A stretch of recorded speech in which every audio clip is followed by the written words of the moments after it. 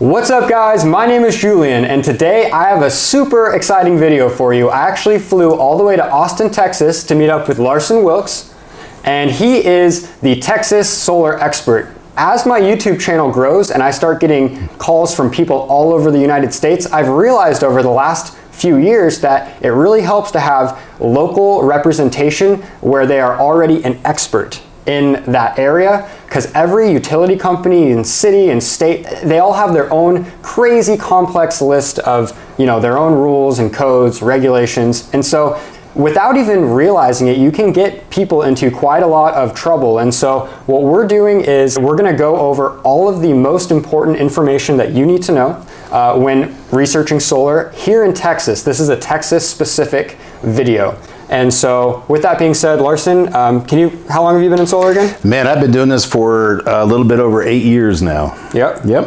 A lot of learning has gone in those 8 years for sure. Yeah, I bet. So what are some of the things in Texas right now specifically that you feel like current market kind of update for Texas? What's going on here with solar in Texas? I tell you, it's booming. I mean, the business and the industry is booming, but unfortunately, a lot of people can get themselves into some sticky positions by talking with people who don't have the knowledge in particular utilities to really help them understand what the benefits of solar are actually gonna be when it comes to like a return on investment.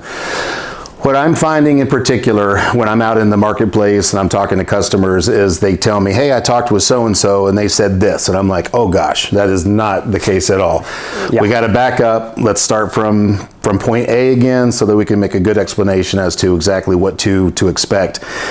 With Texas, we deal with city utilities, we deal with co-ops, which are basically ownership by the members, so they have different rules and regulations that the solar would have to follow there. Yeah. And then we have what's called an unregulated market, which is like the Wild West. And it's crazy because if you're a part of this market, it's good and bad. The good part is that you do have the ability to choose your reseller, so you're not just stuck with one utility company.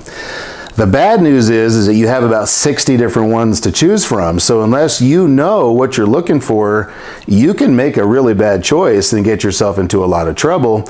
And all of these utilities have these, kind of bait and switch mentality where they're like, come over to us and we'll give you this low rate. But when you look at the fine print, it's only for 12 months and then it doubles or triples.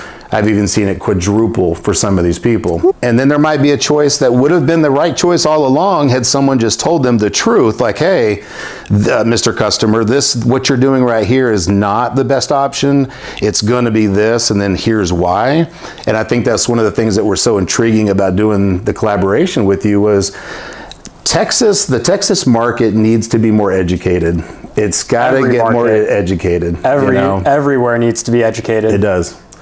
Yeah. Well, I'm feeling like we're getting there. Unfortunately, as you know, just like in every industry, you've got the good people and you've got the bad ones. And you have a lot of good people that they don't mean bad, but they probably were sitting on their couch 4 months ago. They just don't know. Some guy said, hey, you can get rich knocking on doors, trying to sell solar. Right. And then, they have some sales manager, which is more geared towards, sales and not really solar information. And so you have these guys walking around just basically saying a bunch of stuff that they don't even know what they're saying. And so a lot of these guys, they're fresh into the industry. They have no idea what a solar system should even cost. They've only spent 2 weeks sitting in the training with that company. Exactly. They don't even know what $3 a watt means. They're getting a price sheet for some PPA that equates to like $6 a watt, and they're just blindly in bliss going along with it. Well, that's what's funny in the industry is previous to my current position, I was also in sales management and training.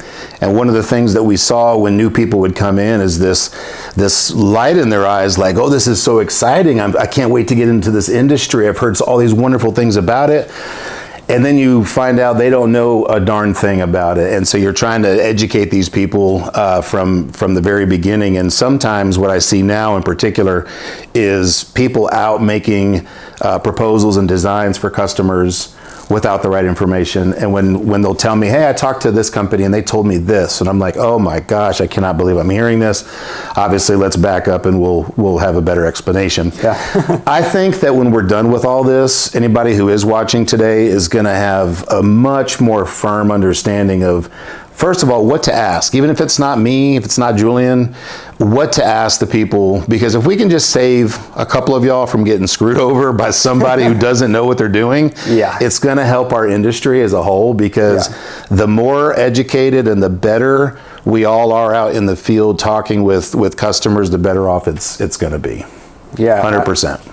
Absolutely. And another kind of interesting thing too is that in California, earlier this year, they basically ruined a lot of the incentives for solar. It still makes sense because the cost of energy is so high, there's still a fast payback, but compared to what it was, it's slower. And so a lot of these solar companies and solar sales guys, they're kind of nervous. They're kind of freaking out, right? And they're like, hey, maybe we should try to go to some of these other states. And so right now what's happening is there's a crazy influx as well. I don't know if you've personally noticed There is, absolutely. But there's a lot of these sales teams, and it's usually like some sales dealer for, Sunrun or Vivint or something like that. And basically what they do is they fly out to some new city for 2 or 3 weeks and they just try to close as many deals as they can.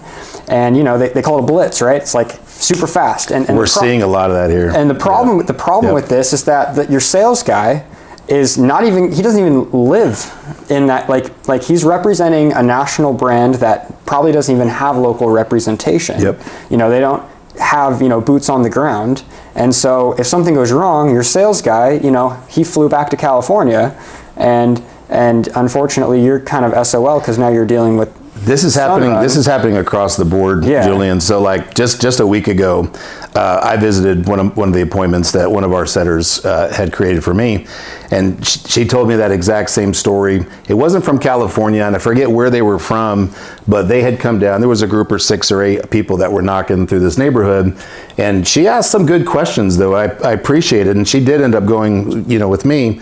But one of the things that I found out was, and that she learned very quickly, was that none of them were local. Like nobody that she had spoken with was local. And that made her feel a little uneasy. Like, wait a minute, because what happens if something goes wrong and I'm gonna have to track you down halfway across the country? And so people are starting to get a little bit privy to that.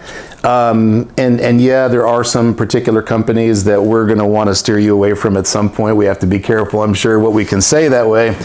But I'm all for it. Let's just put them on blast. I mean, look, I am too. You can just go and read the reviews for these companies. It's not us. They're horrible. They're horrible. Awful. It's awful. It's like and when you asked me at the beginning of what to look for, obviously there's so many subjects that we're going to be able to go over. But I would say that what we just went through is probably one of the most important things. Is take a moment to slow down. It doesn't mean you have to buy that product right now. I know they're going to be like, hey, sign right here.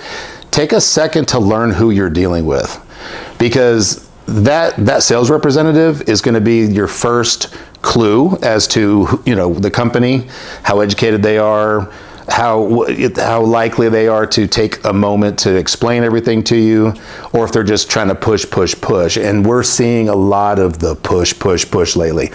And it's because those people don't want to get into an honest and open conversation with that potential customer.